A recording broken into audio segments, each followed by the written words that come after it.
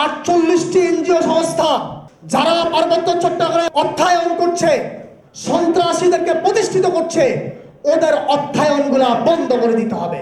এই এনজিও গুলা বিভিন্ন দাতা সংস্থাগুলো, আন্তর্জাতিক দাতা সংস্থা থেকে বিভিন্ন এর নাম দিয়ে, হতদরিদ্রদের নাম দিয়ে, শিক্ষা প্রজেক্টের নাম দিয়ে বিভিন্ন মিথ্যা প্রকল্প সাজিয়ে বাংলাদেশে টাকাগুলো নিয়ে আসেন, আর নিয়ে এসে সেগুলো সন্ত্রাসীদের পিছনে ব্যয় করেন। এই এনজিওগুলোর টাকাগুলো বন্ধ করে দিতে হবে এবং যে সকল দাতা সংস্থাগুলো রয়েছে ওই দাতা সংস্থাগুলোর সাথে কথা বলতে হবে, তারা যে টাকাগুলো দিচ্ছে ওই টাকাগুলো কিভাবে ব্যয় হচ্ছে। আমি গতকালকে গিয়েছিলাম এনজিও গুরুতে। আমি এনজিও গুরুতে গিয়ে এনজিও গুরুর বর্তমান মহাপরিচালক যিনি ডক্টর জাকারিয়া, আমি জাকারিয়া স্যারের সাথে কথা বলেছি। উনি আমাকে আশ্বস্ত করেছেন।